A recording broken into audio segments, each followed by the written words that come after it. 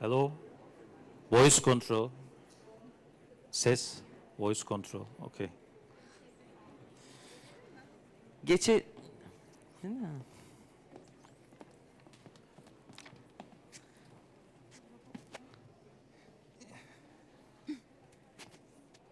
Sizinkiler de açık mı? Bakın da. Benimki açık değil galiba. Açık mı? Ses geliyor. Açık mı hepsi? Siz de bir ses Galiba kontrol yapın açık. isterseniz. Konuşuyorum Benimki ben. biraz Evet. yüksek sanırım. Okay, let's start. Dear participants, distinguished guests, I welcome you all. Firstly, we would like to express our gratitude for attending such an invaluable organization. And we are all excited and honored to be a part of tackling the most important challenge of our planet, our world right now. So as TOBB, we organized this event to show our best experiences of our most competitive sectors on combating climate change. So as TOBB, the Union of Chambers and Commodity Exchanges of Turkey, the voice of business community, we have established a working group approximately 6 months ago regarding EU Green Deal and also climate crisis. This group conducts several researches on how to reduce our sector's carbon footprint and also prepare roadmaps how to reduce their climate pollution. We have three powerful women, ladies with me today. They are also from our working group. They represent various sides of private sector. So we are going to discuss today the initiatives of private sector towards zero emission. And also we will try to give a broad perspective on how the total supply chain is affected and what can be done together. So before we start, I would like to give a few seconds to introduce our speakers and I'll ask them to introduce themselves. Firstly, Ms. Mehtap Özdemir from logistics sector. Thank you very much. We are really honored to be here. And I'm the Secretary General of Turkish Shipbuilders Association. And also our association is a member of Turkish Marine Council. So I hope that I can give brief information about what is going on in shipbuilding industry and what in the future what we can see for about the ships, hydrogen vessels or maybe fueled vessels. So I try to explain things about future transportation. And next, Ms. Meral Turan Akırmak from Automotive industry. Hello, welcome to everyone. Good afternoon. I am representative of Turkish Automotive Manufacturers Association, and I'm also represent Top Automotive Industry Council, and I'm going to explain Turkish automotive industry and what we have achieved till now and what are our targets for the future. Thank you. And next, Ms. Bahar Ubay Güçlüsoy from glass industry. Thank you, Mr. Sayın. I'm Bahar Güçlüsoy. I work as the Director of Sustainability at Şişe Cam Company. So we are grateful to the Republic of Turkey and the Turkish Chamber of Commerce and Commodities for having us today and inviting us to this very tremendously crucial event here in COP. This is the first time actually our glass sector is joining COP. So we have the privilege and honor. And today I will be walking you through about the glass sector's potential in terms of tackling climate change and what are the untapped potentials in our sector. Thank you. Thank you all for the introduction. So we have three presentations, and after that I'll ask one question. I'll have one question for each speaker, and then I'll turn to our guests if they have any questions or remarks. And also we are, I think we are live on YouTube, and I welcome all who are watching us from aboard. So our first speaker is Ms. Mehtap Özdemir. Floor is yours. You can either sit or stand up, whatever you makes you Thank feel you very much. comfortable. Before my presentation, I would like to say a few words about maritime transportation and also GHG emissions. As we all know that 90% of goods in the world are transported by ships, and ships are responsible less than 3% of all GHGs in the world.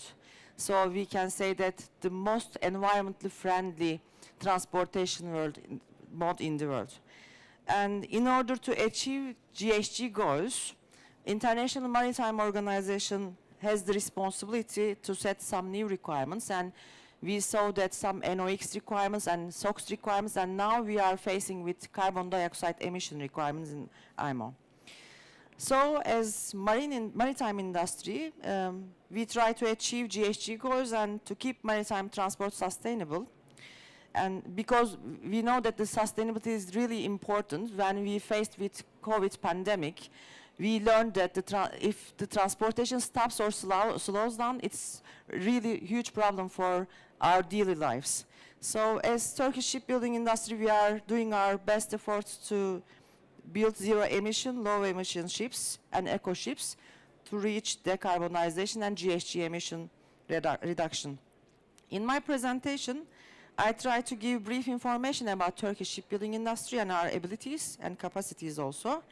And also I try to give very challenging, innovative ships that we have already built and delivered by our members. Thank you very much.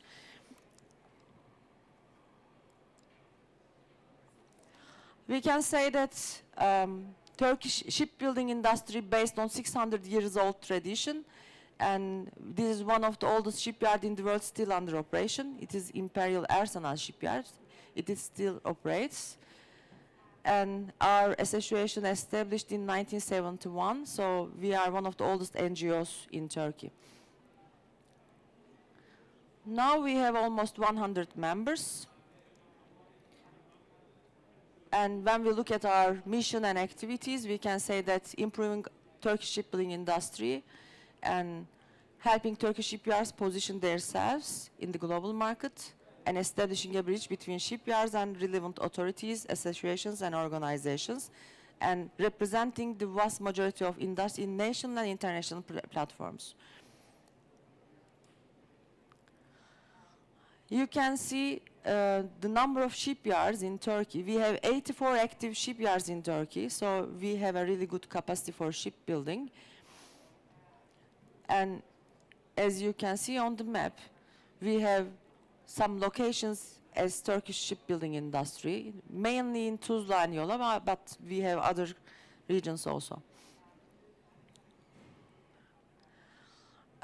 We think that our location is really important for shipbuilding industry and also the weather conditions, because shipbuilding depends the weather conditions, so we can do it really efficiently, and we have unique advantages due to European clients.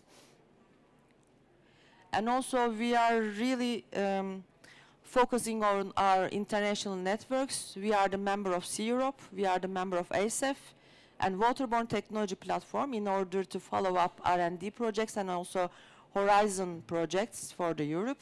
And we are the member of ELS, which the aim is lightening of the ships in order to reduce CO2 emissions. And we try to do our best effort for international activities. You can see some exhibitions, sponsorships, and also our activities about some conferences and also some funding programs. Now we are working on 2 European projects I would like to talk about with that. One of them is the safe shipyards with technology-based trainings. So it is about digitalization for the training. Now we are developing some e-learning modules for occupational health and safety and virtual reality. And I think we can finalize the project 1 year later, and we can provide some training materials to our shipyard employees. And the other one is Resurgam, which is an Horizon 2020 project. We have 13 stakeholders in the project, and now we are working on to introduce friction stir welding to the shipbuilding industry. We can say that Turkish shipyards are reliable, and we have production quality and on-time delivery. We have authorized equipment suppliers, good communication between clients, and also high-quality supply chain in Turkey. And these are the capacities of our new building, repair and maintenance, and dock capacity. It's really important for repair and maintenance section. We have 33 floating docks and 11 dry docks in Turkey, and you can see one of the biggest one in Turkey. So in the near future, if there will be a retrofit due to some new kind of equipments, we have a capacity for repair and maintenance. So what we can build, you can see many examples here, and most of them are hybrid LNG powered or battery powered ships, because nowadays we are generally using this kind of energy supplies. You can see some of our examples from our membership yards. These are ferries, and you can see that hybrid powered double-ended current passenger ferry, LNG hybrids, and also diesel electric passenger ferries. And this is a unique kind of ship, which is the energy transformation from ship to shore. So you can produce energy on board, and then you can send it to the shore. You can see so many examples in African countries, and this kind of ship is designed and built in Turkey, so it is really unique for all of the world, I think. And the tugboats, we can say that we are the leader in tugboats. You can see the first one, the world's first battery-powered, zero-emission electric harbor tugboat.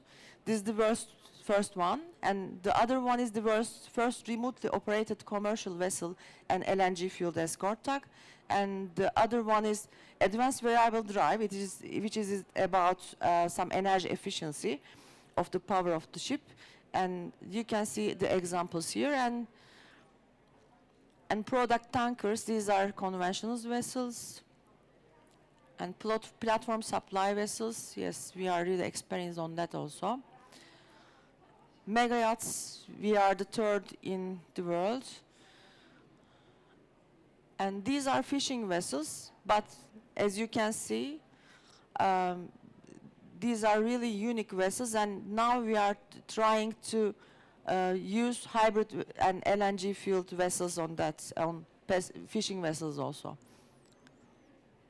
The clients are mainly from Norwegian. And chemical tankers, we were the first in the world in small tonnage between 2002 and 2012. Bulk carriers and containers are generally conventional vessels. And some, the first laser-guided missile system integrated armed vessels, and also the first remotely operated commercial vessel. You can see autonomous vessels as an example. And icebreakers. And this kind of ship was built first in Turkey, the first seismic research vessel. This kind of vessels are the complex ship types, so this is the ability of Turkish engineering and Turkish shipbuilding industry. And as you can see, the yacht's rating. And repair and maintenance, as I mentioned before, is really crucial for the sustainability of the transportation. And most of our clients are mainly from Europe, and we are trying to follow up United Nations requirements, International Maritime Organization requirements, and also European Green Deal requirements and goals.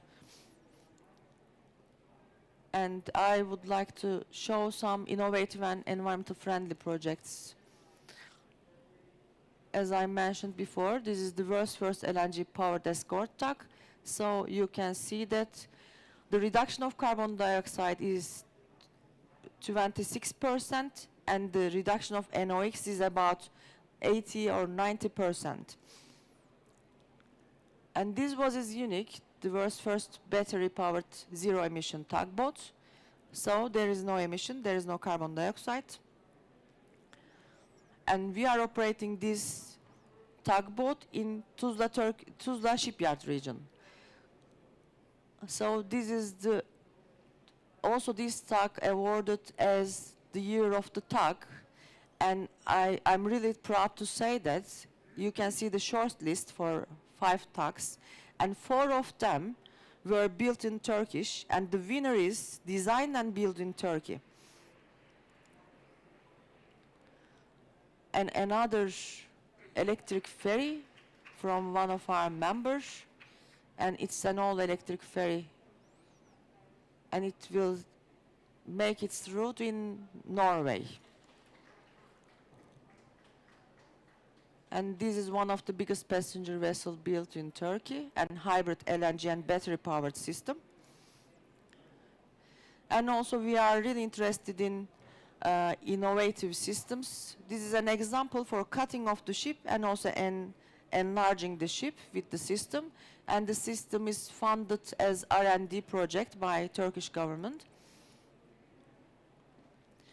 And retrofit might be really important for the future. Nowadays, we are really interested in ballast water treatment retrofits and also scrubber retrofits. For example, in order to clean up the ballast, in order to avoid transferring aquatic organisms from one water to another sea. So we have already retrofitted more than 350 ballast water treatment systems. And for the SOX cleaning, we have already retrofitted 150 vessels for scrubber systems.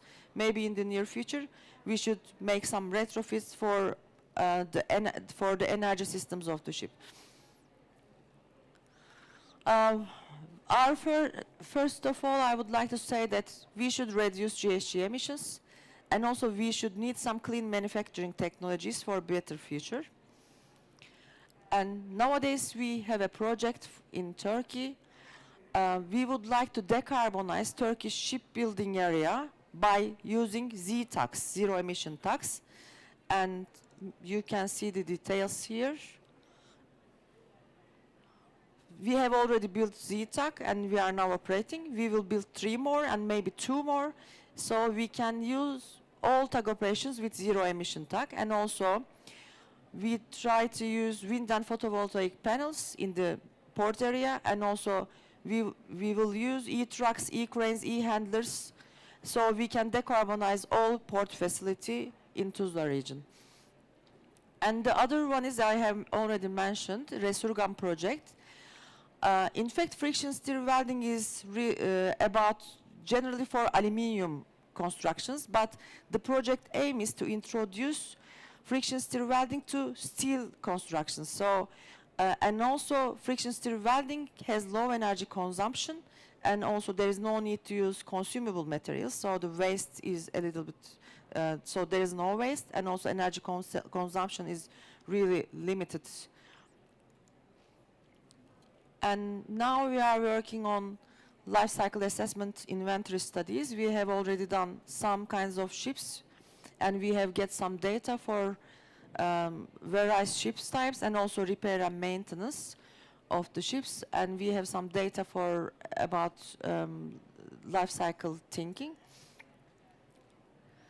And maybe we can see in the future, and one of our members are working on that project. It's a concept project, but I think we can see it in the near future. So automatic sails on the main deck, and wind turbine generators, lithium-ion batteries, and hatch covers are composite materials, so these may reduce the carbon dioxide emission, and also the covered with photovoltaic electric panels and electric-driven double-screen efficient pod propulsion. I think we can see this kind of ship in the near future because they are making detailed drawings about that ship. And I will only give some Coast Guard and Navy projects because we have some ability to design and build this kind of ships. And at last, we have, when we faced with COVID, we developed some guidelines for the industry, and also our aim is to keep everyone safe during the pandemic time. And the guideline contains general working areas, cafeterias, and transport. And you can see some examples from our shipyards. So, and also we used an application which already developed by ministry. We can say that we can manage to keep sustainable our industry during the pandemic. So it is because we know that we are crucial part of the maritime transportation for new building and repair and maintenance sites. So thank you very much for listening me. Well, thank you very much for your presentation. So you shared the best examples of electric or hybrid shipbuilding operations. Actually, it was electrical ferry, the first of its kind, made us all proud. Thank you for your efforts. So our next speaker is Ms. Meral Turan Akırmak. The floor is yours. Thank you.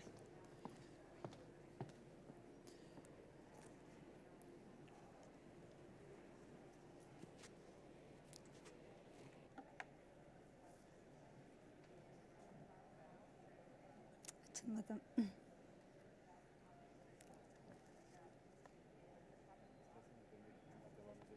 Yok, şu anda açılır herhalde. Bekleyelim biraz.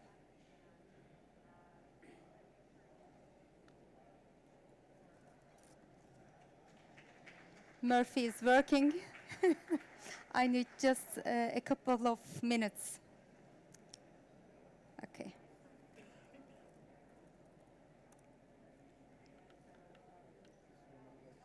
Tamam. Yeah.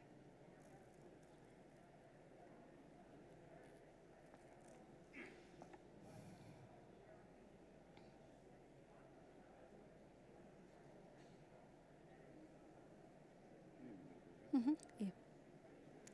Good afternoon again. Sorry for a little bit delay. I would like to talk to you about the Turkish automotive industry and its way to decarbonization. I have divided my presentation into four main parts. First of all, I'm going to explain a little bit about OST and Turkish automotive industry, and then international developments on climate change and how automotive industry responding, transforming, and finally the areas of transition or industry, decarbonization in product, clean production, and decarbonization in supply chain. It will take 15 minutes. Let me start saying a few words about our association. Turkish Automotive Manufacturers Association, OSD, established in 1974, represents the automotive manufacturers operating in Turkey. Now we have 13 members.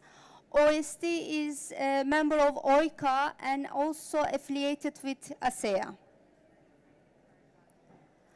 What do you know about Turkish automotive manufacturers? I see some familiar faces, but we have also international guests here.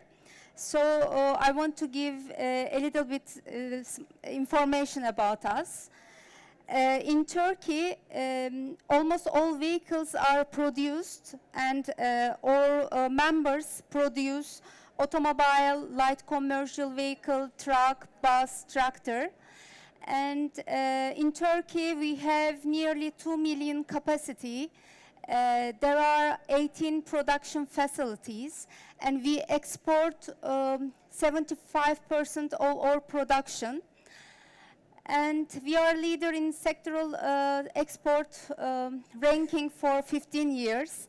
And we contribute also 53,000 direct employment and over 500,000 employment in our value chain. Turkey is one of the important production centers in global automotive manufacturing, automotive production. This success is fueled by research and development. Now there are 157 research and development centers in Turkey. That numbers include also supply chain companies. That success is possible with a strong supply chain. At this point, the localization rate of vehicles produced in Turkey is around 70 to 80%.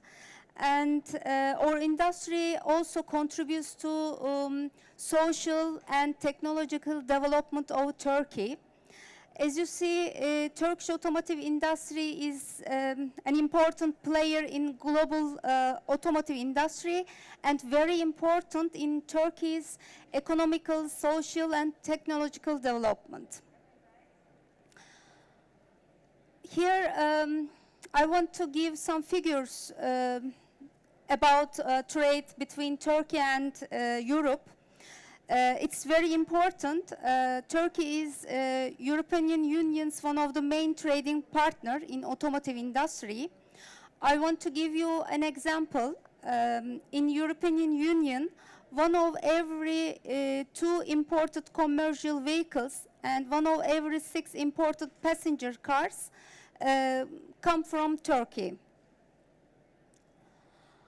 After explaining our industry, let's move to our main subject, climate change. That's why we are here. Paris Agreement and carbon neutrality targets of countries give automotive industry a challenging homework. In order to achieve those targets, industry must be part of the solution. With all of these international developments and need and action towards climate change, our industry is changing, driven by decarbonization, digitalization, and most of all, sustainability. Here, I would particularly like to point out European Green Deal, Europe's climate neutrality target. European Green Deal and its strategies and action plans are considered one of the priority issues of OSD, and it's on the agenda of Board of Directors and relevant committees. We evaluate its impact on the Turkish automotive industry under 4 main areas. Today we have limited time. For that reason, I'm going to explain first 2 of them. Product standards and change in the market, and clean production and decarbonization. Let me continue with one of those 4 main areas, the subject of automotive product standards and how the automotive market has been changing accordingly and how the Turkish automotive industry has been adapting to this change. When we look at the environmental impact of the entire life cycle of a vehicle, it is seen that the majority of life cycle emissions comes from in-use phase. It's around 70%. For that reason, all over the world, there are continuing and growing efforts to address transportation greenhouse gas emissions, and there is a challenging homework for automotive manufacturers here. If you look at the image, the second image for Fit for 55 package of European Commission, you will see that Europe aims to give more ambitious targets for cars and vans, and in 2035, internal combustion engines will be banned. As a result, one of the main issues that our industry focus on is product standards and alternative fuel vehicles. We have a challenging homework, to reduce the emissions of vehicles we produce, and also production of electric cars, electric vehicles and batteries. At the same time, Turkish automotive supply chain has also been transforming for these needs.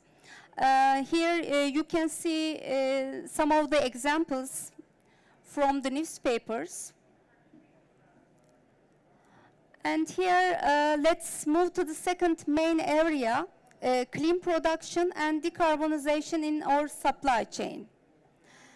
The automotive sector takes its environmental responsibility very seriously, thanks to the fact that the automotive plants in Turkey are relatively new compared to Europe, and the best technologies used in the manufacturing facilities. Environmental footprint of manufacturing in Turkey is relatively lower.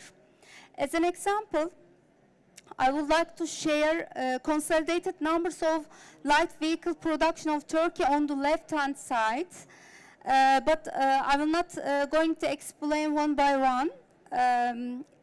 We prepared a sustainability report, which we will share in a couple of weeks in our website. You could find those numbers and details in that report. But I want to give an example. Environmental impact in production reduced significantly by increasing efficiency and investing in best available technologies.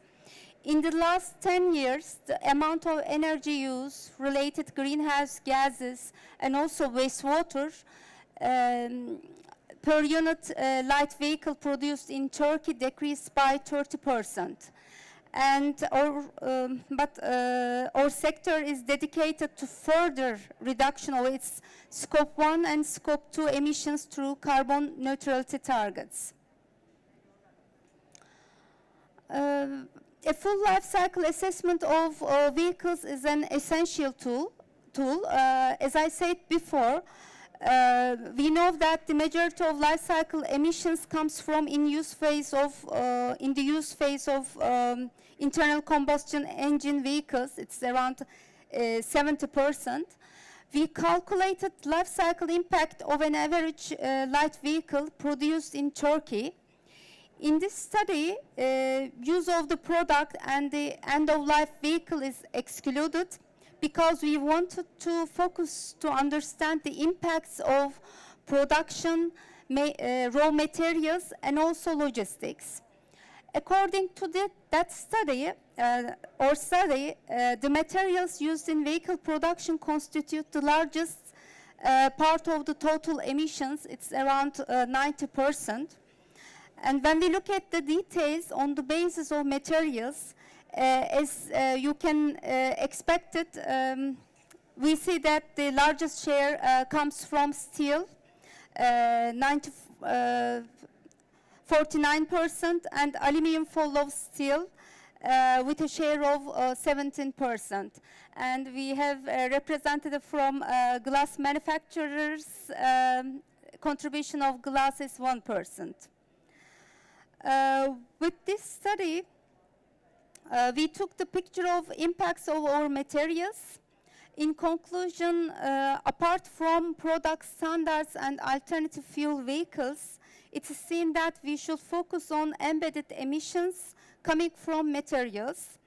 There is also a growing effort to reduce greenhouse gas emissions in Turkish supply chain. Bahar Hanım is going to give information about glass manufacturers after me. Last but not least, I want to share the same LCA study with respect to logistics. Here you can see upstream logistics and downstream logistics contribution.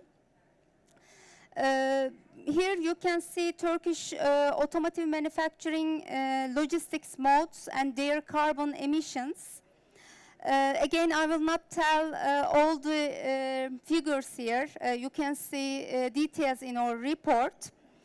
It seems that Turkey has a geographical advantage being neighbor country to its main market, European Union, and also advantage transferring its products mostly by means of sea.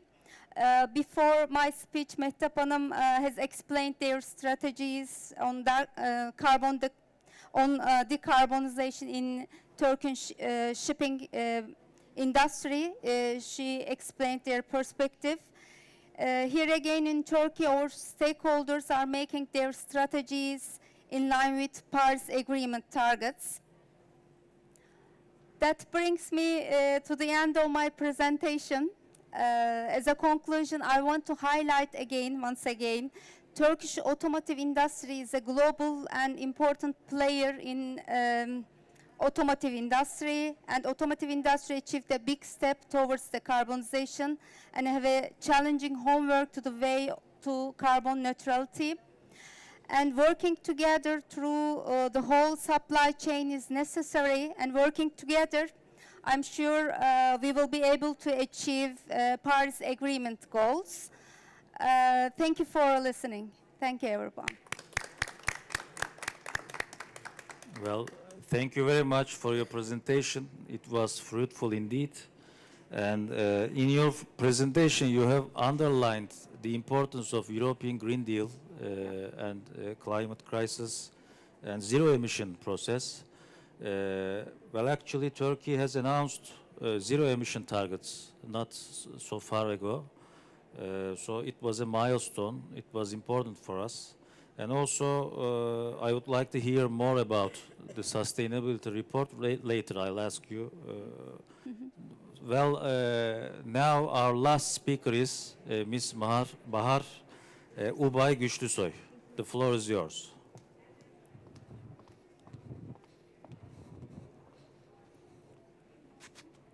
Thank you, Mr. Sayın. It's also my pleasure to be here with, my fellow gender in this session. So it's good that our panel is not called as male panel, so rather than the women panel. So happy to be here. Well, today I will be talking about the glass role in terms of tackling climate change. And you know that glass has been in our life for more than 4,000 and 5,000 years. But what we know about glass is only 100 years of time. So the glass science has only developed over a century of year of time. And now we are trying to understand how to use advanced techniques of glass in our daily lives. So I'm sure that if you remember where the glass was born in the Anatolia in the Middle East, so I think if Egyptian would have discovered the intrinsic value of glass, I mean, this architecture could have been different in the Mesopotamia and others. Well, you name it. I mean, glass has tremendously, values, and including, closed loop. It's infiniteless. You can recycle without losing the quality of glass. And while glass is a very good energy controller, so you can control heat insulation, you can control solar by applying, coated glass, low emissivity glasses, and that has kind of advanced our daily lives in terms of managing the energy in our lives, so the GHG emissions, basically. Not last but the least, I mean, the next year is going to be the International Year of Glass, which is announced by the United Nations, so we will be talking about the glass much more than ever. And we are ready to fill you with further information about these events, as taking the leadership in the industry for this International Year of Glass.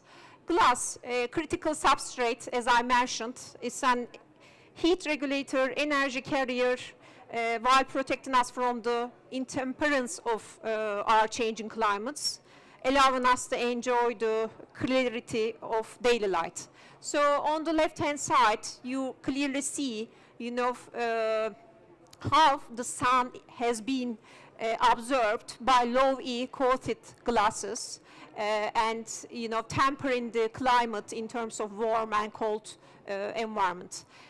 So thankfully to the transparency of glass, we can trap the heat, we can make use of that energy, and we can store it and use it, especially in new passive houses. So you see the first passive house in the world on the right-hand side. And now even those heat insulation capacity of the current glazed glasses are increasing. You see this U value on top, which is exactly telling the emissivity of glass in terms of heat insulation. So the lower the U value, better heat insulation you have. Okay, let me tell about our company, and what makes Şişecam interesting about is actually we are operating in 4 main glass segments, manufacturing segments, including glass tableware, flat glass, container glass, and glass fiber.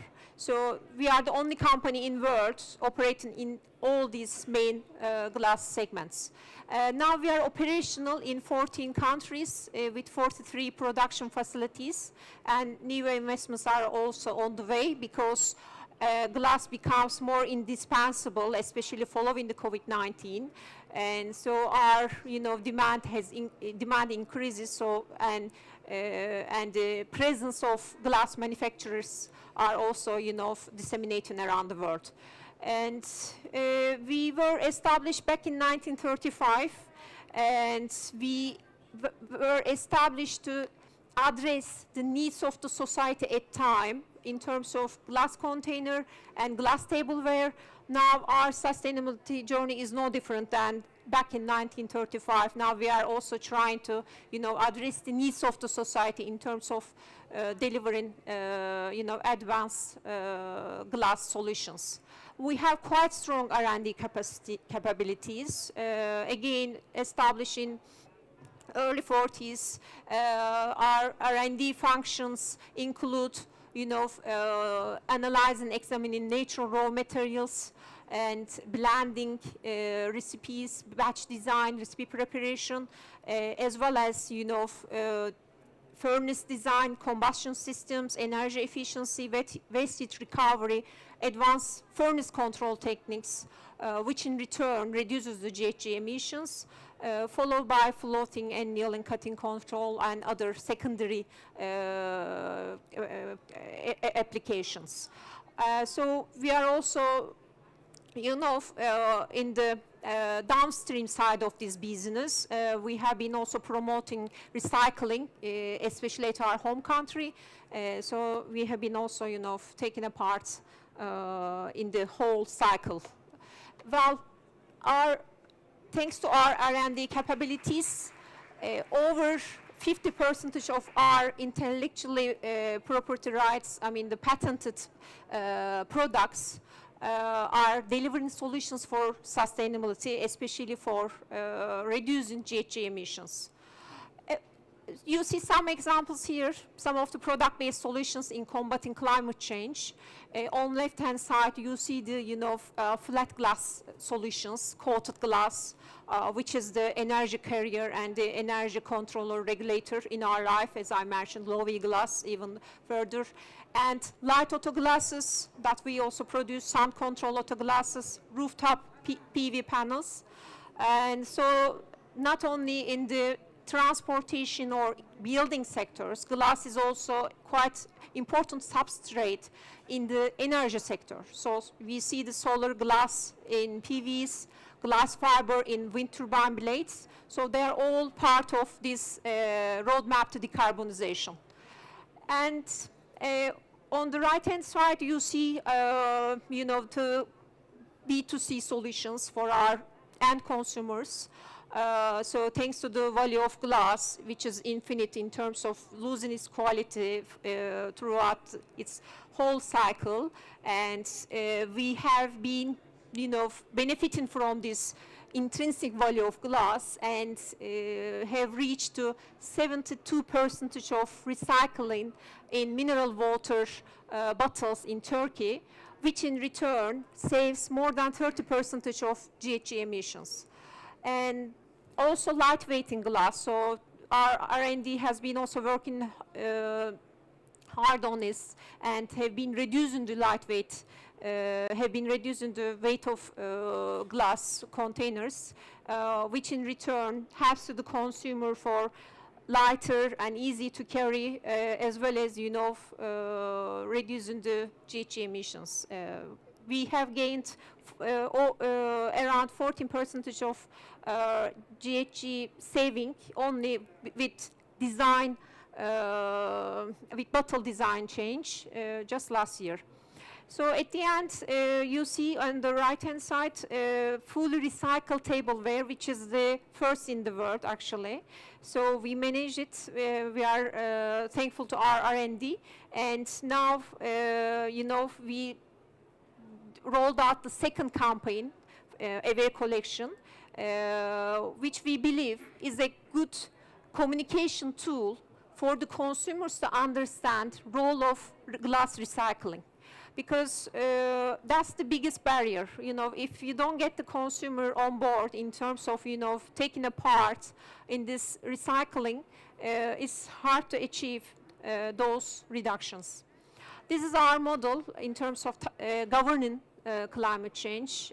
We have been part of the CDP since 2011, and we have been providing, publicly disclosed reporting to our suppliers, to our stakeholders, and we have established our climate change coordination board, which has been, synthesizing and focusing on the carbonization roadmap of Turkey, glass sector Turkey.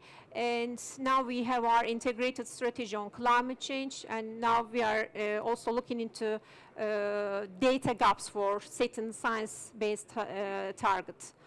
And we also apply internal carbon pricing for the new investments, thanks to our, experience in Europe, as we are part of the emission trading in Europe. So we have been also, learning from this experience. And those data also provides us, good quality of information and provides us opportunity to do our projections. So there are opportunities, there are huge opportunities, but there are also challenges, of course. You see the early time of, you see this picture from the early time of flat glass making by the cylinder method, which is far, far better advanced now.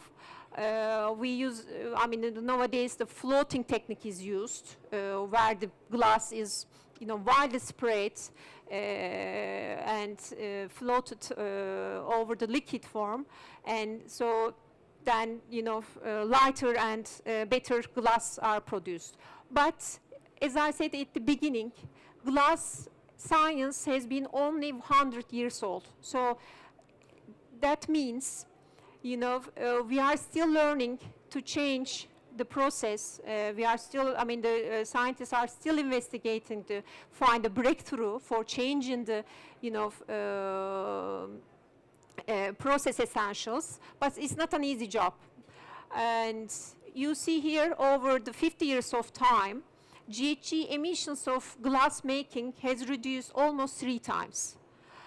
For the last 10 years, between 2000 and 2010, you see limited reductions in terms of GHG intensity of glass sector, because basically,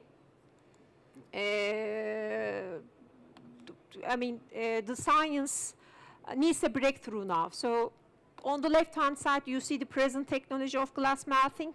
On the right-hand side, you see the electric glass melting technology, which are still investigated to become commercially viable. We know some experiences around the world. We know for small furnaces producing, glass tableware, but the main stake is in the glass container and also flat glass. So that still does not address the needs of the glass sector. And when you see, when we look at the shisha cam's value chain emissions on the left, you see that the main, emissions come from the scope 1 emissions, as our glass melting process is quite carbon intense. and followed by the scope 3 emissions through shipping. So today, I mean, it's quite complementary for all these three different sectors to be together, and we need solutions also with the shipping sector, as well as while becoming a solution for the automotive sector. And for the scope 1 emissions, as I mentioned, I mean, larger the furnaces, commercial viability and the technical viability is still, you know, missing. And that's why, you know, our flat glass emissions are almost, you know, scoping the half of our emissions, followed by container glass, and then with the glassware and the fiberglass. While the scope 2 emissions, which are due to electricity consumption, this is mainly dominated by the container glass, because in the container glass manufacturing you do use electricity boosting. So more the boosting, you consume more electricity, but again, then your grid emissions become a problem there. So we have analyzed our opportunities, hanging fruits opportunities you see on the right-hand side. So both for glass container, both for as well as for the flat glass, the number one opportunity is again with the use of glass cullets. We know in Europe for container glass, the recycled glass and clean glass cullets supplied to furnaces are already over 90%, almost 90%.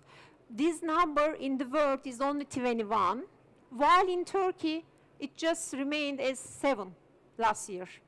So we have even fall back in terms of recycling our glass cullet due to the COVID-19 as well as lack of awareness.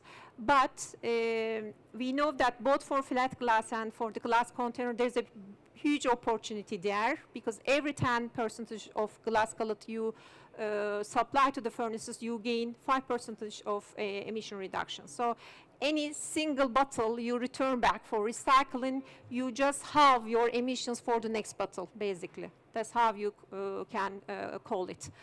And the second opportunity is again with the larger use of electricity, as mentioned, especially with the glass container manufacturing. Hybrid furnaces are at a stake for tableware. And this is the opportunity for the next 10 years for şişe cam to take into account for during the cold repair time.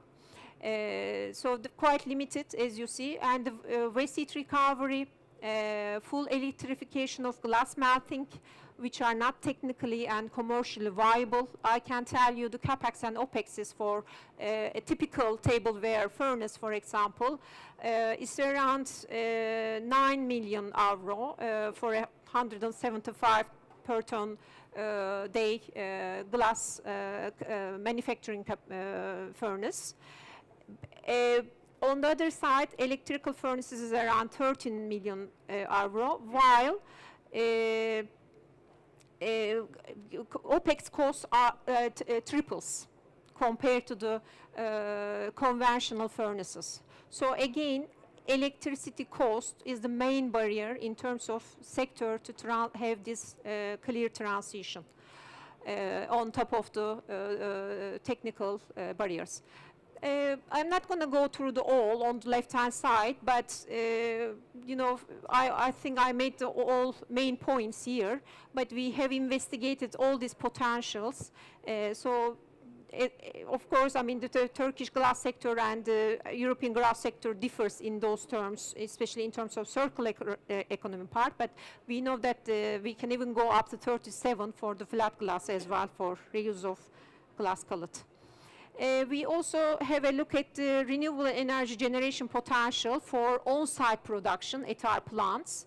Now we are going to build another wind turbine, so we will be over 10 megawatt of capacity for renewables, only for on-site production, and we can untap 50 megawatts of renewables over a course of time. These are the opportunities. I mean, our investments and our glass cullet recycling has increased since 2011 dramatically. So it's all about, you know, enable an environment to have in terms of depository schemes, in terms of, you know, creating incentives for the consumers to be part of the solution. Well, not only GHG emission reduction, you can also provide decent work and economic growth in link with SDGs. This is only done, this case study is only provided for one of our glass recycling facilities. And in overall, last year we have saved, you know, over 153 tons of GHG emissions. So, what are the bottlenecks for the glass sector to, you know, boost circular economy? Is basically the proximity issue. You know, closer you are to the collection points in terms of manufacturing, you get, you know, better opportunity, as well as, you know, not having regulations in collection of glass waste, flat glass waste is also a problem. Especially we have the opportunity for gaining those flat glass through building and demolition activities. And so these are the untapped areas for glass sector to benefit from. Okay, this is my final slide.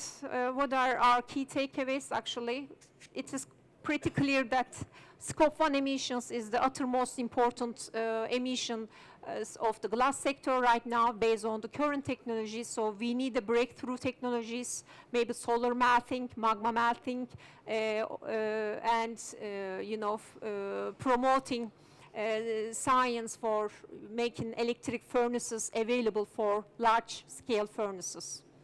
And not only that, if we follow the, you know, value chain of glass, then again Scope 2 emissions, you know, leads the way. So then, you know, we need support for low carbon fuels and infrastructure to be available for carbon intense industries, and as well as supporting upgrade of site connections for electrification. So those will be the, you know, needs of the industry on the longer term. Scope 3 emissions, as we already discussed, the role of, you know, transport sector and the shipping sector. It is a must, you know, decarbonization of shipping. We are, you know, quite dependent on the shipping facilities, as well as, you know, combined transportation systems are going to play a role, while, you know, low carbon glazing is the biggest untapped source for our value chain emissions. Because we know that in Europe, over 30 million of building stocks are going to be renovated as part of EU Green Deal. So currently, the energy efficiency of the Europe building stocks is just at the back of 60s. So there is a huge potential here, like in the other geographies that we operate. I think this will be the biggest untapped resource in terms of, you know, changing the game. So ensuring that the public sector clearly specifies eco-climate friendly glass products. Unfortunately, glass doesn't have any recognized eco-product labeling yet, so we are working on it. And this will be also, you know, good at increasing consumer awareness and increasing the role of glass in the markets.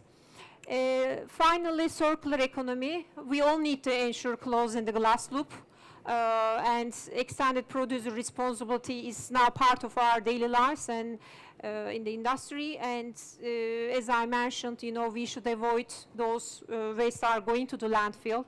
I think a landfill tax could be one option, while, you know, recycling, construction, and demolition waste and being segregated on site would be also giving excellent opportunities. Okay, glass will remain as being part of our daily lives, in the meantime providing tremendous opportunities for transforming our journey towards decarbonization. If there is a will, there is a way. Glass sector has the will, and so we can all make that way together as the governments, you know, providing this enabling environment, and the technology providers, you know, working on the breakthrough technologies, while the consumers also becoming aware of their footprint. Thank you. Well, thank you very much. It was an excellent presentation indeed. I am sure the audience will benefit from the remarks regarding the role of glass industry on circular economy. So we have last 5 minutes. So I have one question for each speaker, but I must ask you to keep it short, please. So my first question is for Ms. Özdemir. Well, the main obstacle combating this crisis is finance, we all know. So this process requires huge fixed capital investments, both for governments and companies, and it's not possible to achieve smaller carbon footprints without proper financial instruments. So do you think that the logistics sector or shipyards are ready and capable of implementing new technologies? In fact, as you mentioned before, the finance is the main crucial problem for the sector, because there's a huge transformation in order to renew the ships, or maybe putting some installation, but sometimes it might not be possible for some kinds of ship. So there's a huge financial need, and also technical side is also really crucial, because we have some batteries and there are some new hydrogen technologies, and also we are now talking about carbon capture mechanisms. But at the end, the owner should find the right solution for the ship. So it's a huge investment. And also dissemination of the information is really important, because for the finance side, for example, I don't think that end users knows every finance and grants very well. So maybe dissemination of these all finance sources is really important. And also we should use some technologies which are really reliable for owners. If it is okay, I think we can do the engineering. It's not really hard for us, as I have already mentioned some really challenging projects from Turkish shipbuilding industry. And most of these challenging projects are engineered by Turkish engineers and Turkish naval architects and marine engineers. So I think we can manage to do this transformation if there is a finance on that. Thank you very much for the answer. And I'll turn to Ms. Akırmak. This question is for you. As we take a look at the outcomes of COP26, we see that IFRS has announced the establishment of Sustainability Standards Boards, I think 5 days ago. So this board will develop a set of standards of disclosure of sustainability-related information on enterprises. So in your presentation, you have mentioned about the sustainability report for the automotive industry. Can you give any details regarding this report? Yeah, with the Paris Agreement and the carbon neutrality targets roadmap, the automotive industry is now in transition. And it was very important for us to prepare a sustainability report, and in order to take the picture of current situation and give some targets on that issue. And in this context, as a part of our sustainability report, we prepared life cycle assessment of light vehicles produced in Turkey, and it was, I think, very important. And we wanted to share good examples. And as far as I know, for automotive associations, within automotive associations, we are the second one who prepared sustainability report. The first one was SMMT, UK's automotive industry. And as you mentioned, CSR Europe made a pact, and by year 2024, all sectoral federations are going to prepare their strategies on they are going to prepare their sustainability report, and I think we made a good example before European federations, and I hope we will going to publish every year sustainability reports. Thank you. Thank you. And my last question is for Ms. Bahar Güçlüsoy. So let's talk about the European Green Deal, particularly CBAM, Carbon Adjustment Mechanism. How do you see the Turkish glass sector in complying with CBAM that is going to come into force by 2026? Mhm. Thank you very much, Mr. Sayın. Well, in fact, the glass sector will have challenges, considering that, you know, the lack of glass colored in Turkey is the only biggest gap, just pulling us behind the furnaces in Europe. So as long as we don't have strong depository scheme, which is providing clean and good quality of glass colored, that will be the biggest challenge, especially for the glass container and for the flat glass as well. But there are also opportunities for sure, especially for this building renovation wave of Green Deal. We also see, for this triple glazing for low emissivity glazing windows will become much more, valued in European market.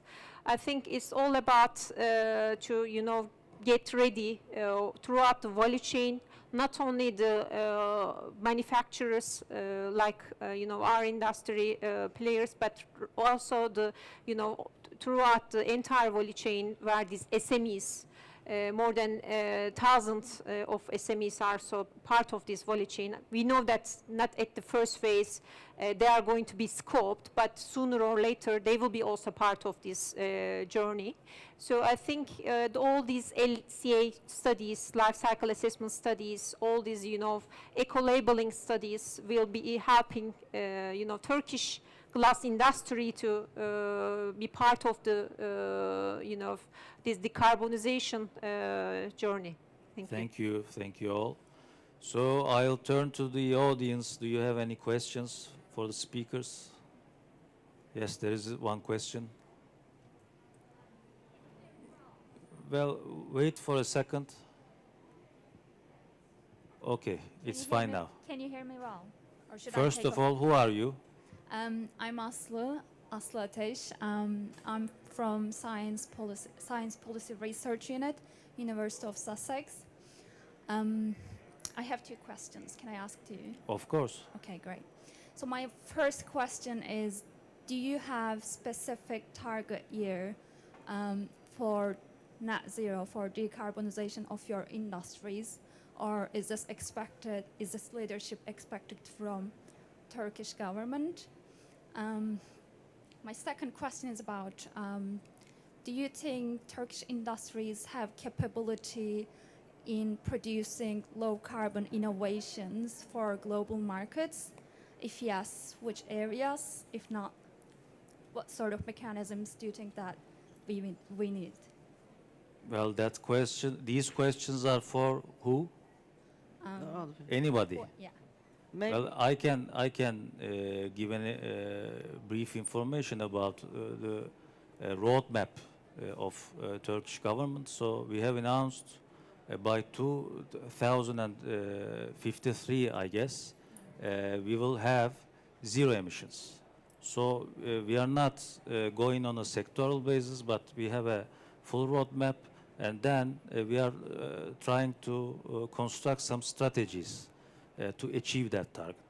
Okay, so we have a total, let's say, target, and we are trying to get to it. So the second question is for Ms. Özdemir. I guess you can answer. For the first question, in fact, maritime business is an international business, so International Maritime Organization generally set the rules. Sometimes European Commission and also some regional places also put some stricter rules than IMO. But I think the IMO now has a target for 2030, 30% reduction, and 2050, 70% reduction, and approximately 50% reduction. There is a target in IMO, so there are some studies and rules and regulations has already defined in IMO meetings. So maybe glass and automotive sector has not an international requirements like that, but we have. Yeah. Maybe I can explain. Yes, our government announced carbon neutrality target. As an association, we do not have any specific target, but all our members announced their targets, and in their website or in their sustainability, they announce the different time their targets are different. You asked also the technology, as I understand it. Yeah, capability of Turkish industries in producing low carbon innovations for global markets. Yeah, actually in my presentation I explained research and development capacity of Turkish automotive industry. Yes, we have, but investments are needed, but our industry, I think, capable of doing that. So you want to make any remarks? I can just step up those remarks. Well, in fact, the Turkish industries will be in need of clean technology funds. We know that there is a plan for emission trading scheme to be in place. If that is very well blended with a clean technology fund, that will be, you know, the catalyzer for industry to work on those breakthrough technologies and innovation. Well, I can summarize that we have desire. We want to innovate, but as we have stated before, we need proper financial instruments. Without it, it is impossible. So is there any, are there any questions for the speakers? I guess not. So, well, to finalize, I thank you all for listening, and I thank the speakers for attending.